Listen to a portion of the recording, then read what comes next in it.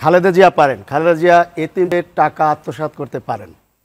খালেদা জিয়া পারেন। খালেদা জিয়া তার নিজের জন্মদিন 5 বার উপস্থাপন করতে পারেন। খালেদা জিয়া পারেন। খালেদা জিয়া ঢাকার তৎকালীন একজন এমপিকে গ্রেপ্তার করে কারাগারে রেখে 1 মাসের মাথায় তাকে মুক্ত করেছিলেন। তার কোনো ব্যাংক অ্যাকাউন্ট তলব করা হয়নি, তাকে বিদেশ যেতে নিষেধাজ্ঞা দেওয়া হয়নি। কাজেই খালেদা জিয়া পারেন আর শেখ হাসিনা পারেন, এই দুই পাড়ার মধ্যে পার্থক্যটা আকাশ সমান ব্যবধান। এই কথা অস্বীকার যারা করবেন তারা যুক্তি দিয়ে করতে হবে। তারা যদি শুধু বিরোধিতার স্বার্থে বিরোধিতা আর পাড়ার স্বার্থে পাড়া, সেই বিষয়টি বিবেচনার ভার 17 কোটি মানুষের কাছে। শেখ হাসিনা বঙ্গবন্ধুর কন্যা, তিনি পারেন। তিনি কি পারেন?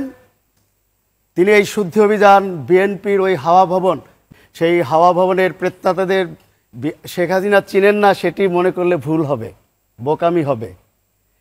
মাননীয় প্রধানমন্ত্রী কিন্তু সংবাদ সম্মেলনে একবার বলেছিলেন, আমি জেগে জেগে আমার দাপ্তরিক কাজ পরিচালনা করি, রাষ্ট্র চালাই, দল চালাই, আমি ঘুমিয়ে দল চালাই না।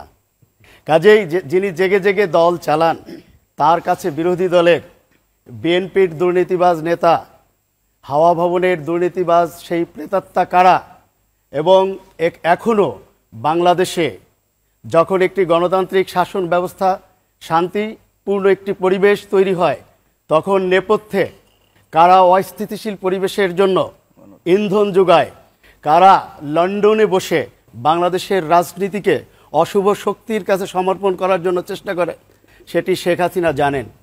কাজেই শেখ হাসিনা এত কিছু জানার পরেও যখন এই বিরোধী দল বিএনপি বা অন্য রাজনৈতিক দল অথবা অন্য কোনো শ্রেণী পেশার মানুষ যারা দুর্নীতিতে নিমজ্জিত, তাদের বিষয়টি অপেক্ষাকৃতভাবে একটু পরে গ্রেপ্তার করবেন, অভিযান করবেন, এমন পরিকল্পনা রেখে নিজ দল থেকে শুদ্ধি অভিযান করেন এবং নিজের পরিবারকেও যখন ছাড় দেন না দুর্নীতি বিরোধী অভিযানে, তখন শেখ হাসিনার পাড়াটা বাংলাদেশের মধ্যে আলোচনার সীমাবদ্ধ থাকে না।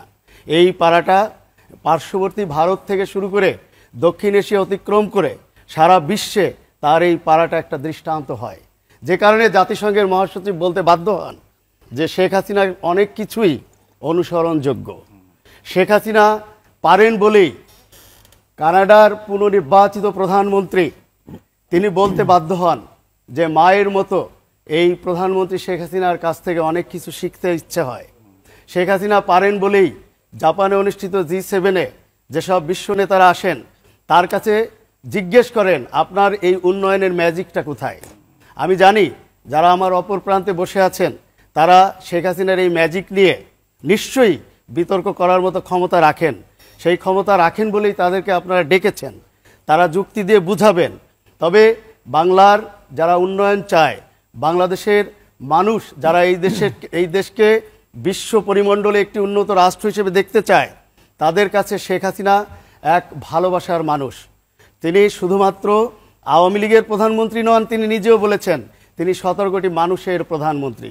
এবং এবার দুর্নীতি বিরোধী অভিযানে যে কঠোর অবস্থান, সেই জায়গায় মাননীয় প্রধানমন্ত্রী প্রমাণ করেছেন প্রতিহিংসা পরায়ণ হয়ে তিনি এই দুর্নীতি বিরোধী অভিযান চালাতে চান না। বঙ্গবন্ধুর কন্যা শেখ হাসিনা যেটি বলেন সেটি করেন। তিনি কখনো মিথ্যা কথা বলেছেন আমরা প্রমাণ দিতে পারি না যে তিনি মিথ্যা বলেছিলেন। এমনকি তিনি কখনো দেশের স্বার্থ বিকিয়ে দিয়েছেন রাষ্ট্রীয় ক্ষমতা আরোহণের জন্য, তেমন কোনো দৃষ্টান্ত আমরা দেখি না।